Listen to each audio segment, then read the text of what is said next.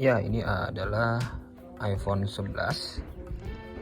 Di video kali ini saya akan bercerita sedikit lah ya, apa aja yang saya rasakan setelah saya pakai si iPhone 11 ini menjadi daily driver saya, yang udah saya pakai kurang lebih ya hampir sebulan lah ya, nggak nyampe deh, pokoknya sekitaran berapa minggu gitu.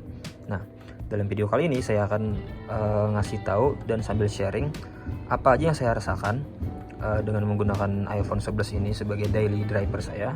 Apakah masih worth it nggak sih, melihat harganya, melihat performanya, semuanya di tahun ini, khususnya di tahun 2023 ya, saat video ini dibuat. Ya, kita lanjut aja yuk. Oke, yang pertama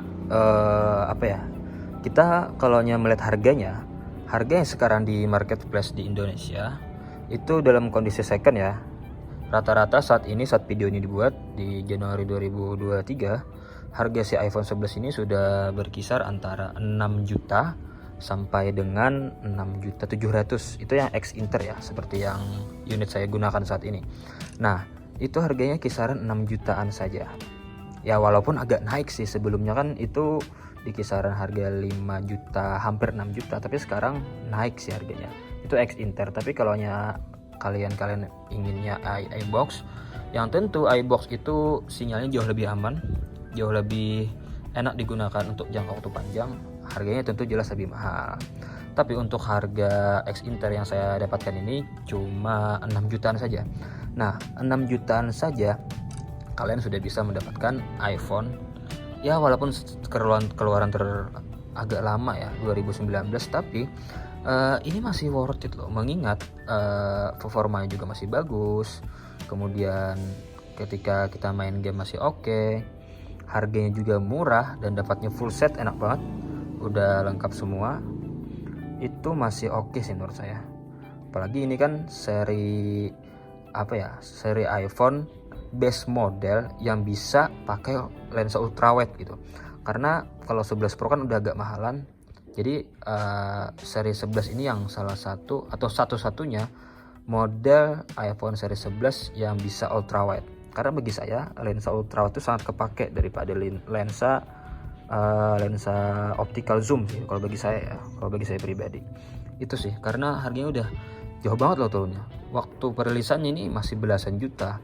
Apalagi yang internal yang 128 ke atas.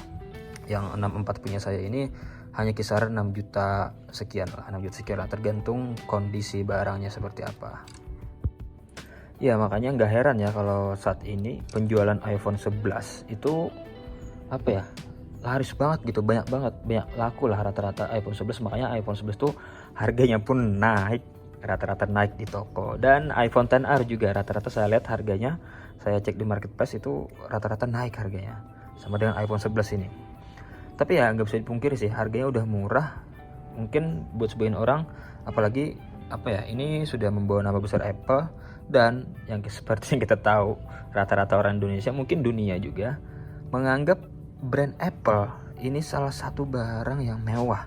Ketika lu bawa jalan atau nongkrong di nongki gitu, terus lu taruh aja depan meja gitu kan, karena ada logo Apple, itu yang membuat membuat kebanggaan tersendiri lah bagi usernya, bagi pemiliknya. Itulah pokoknya. Kemudian kita bahas soal performa lah ya. Untuk soal performa, ditenagai dengan chipset Apple Bionic A13. Ya, satu angkatan lah dengan Snapdragon 855 pada tahun 2019 ya. Tapi saya rasa si Apple Bionic A13 ini jauh terasa lebih smooth ya dibanding chipset Snapdragon 855 yang pernah saya pakai di Pixel 4 XL tentunya, atau di Samsung S10 kemarin. Itu ya jelas si Apple jauh berasa lebih bertenaga dan performanya jauh lebih smooth. Bayangkan kita buka tutup aplikasi, kita pindah-pindah aplikasi kayak gini, itu masih terasa ringan. Apalagi main game ya. Apalagi kita kalau main game itu, saya biasanya pakai atau bermain game Apex Legend atau enggak Mobile Legend, bisa juga kadang mainnya AoV.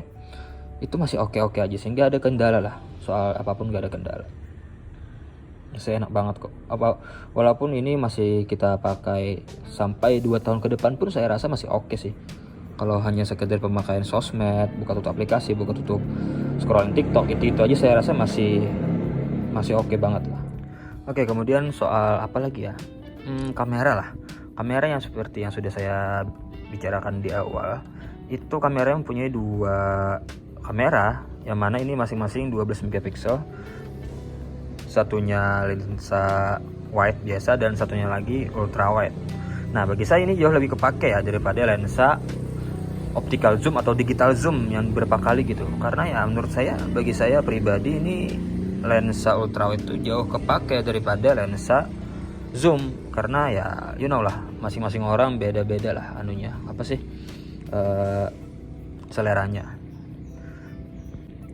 Nanti untuk hasil foto dan video nanti saya tambahkan di akhir video lah sedikit. Nanti saya ada perbandingan juga dengan beberapa device lain mungkin ya. Ini pun juga masih kalah dengan layar si Nokia punya saya ini, yang ini aja udah resolusinya udah full HD loh, udah full HD 1080p. Walaupun ini sama-sama IPS sih, sama-sama IPS juga, tapi ya perbedaannya kelihatan sih bagi saya. Ini yang HD biasa, ini udah full HD, udah 1080. Apalagi sama ini jauh, sama si Xiaomi, beda banget lah. Heran juga saya. Tapi ya buat kalian yang masih awam dengan layar, ya saya rasa bukan jadi suatu masalah lah ya.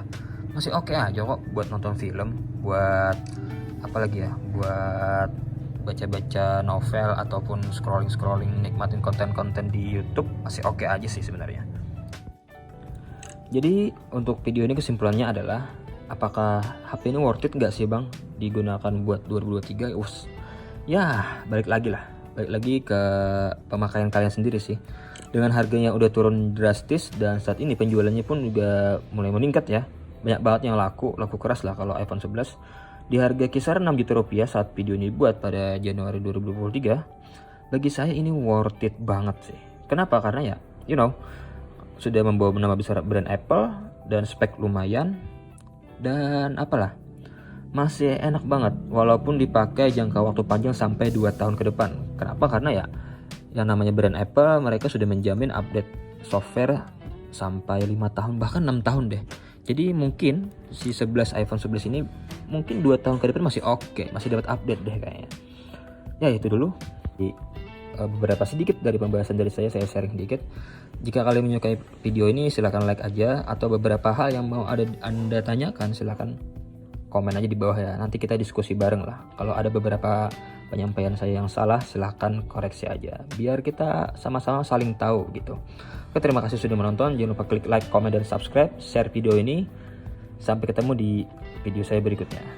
Dadah. Ya, ini menggunakan lensa ultra wide, lensa biasa aja. Resolusi Full HD 30 fps ya. Kita coba jalan ya. Nah, ini stabilannya nih. Ini pakai motor ya. Kita ubah lensa ke ultra wide. Nah, ini kelihatan oke ya. Apalagi kalau soal dynamic range juga bagus kalau namanya Apple ya. Oke, kalian bisa nilai sendiri lah. Cukup lah ya. Oke, menggunakan iPhone 11 dengan resolusi Full HD 30 fps. Gunakan lensa ultra wide. Saya nggak pakai stabilisasi apapun dan mikrofon tambahan nggak ada. Dynamic range bagus ya, di iPhone bagus. Naik motor tua. Nah, kalian bisa nilai sendiri lah ya. Ini saya ngomong aja udah, nggak pakai tambahan mikrofon.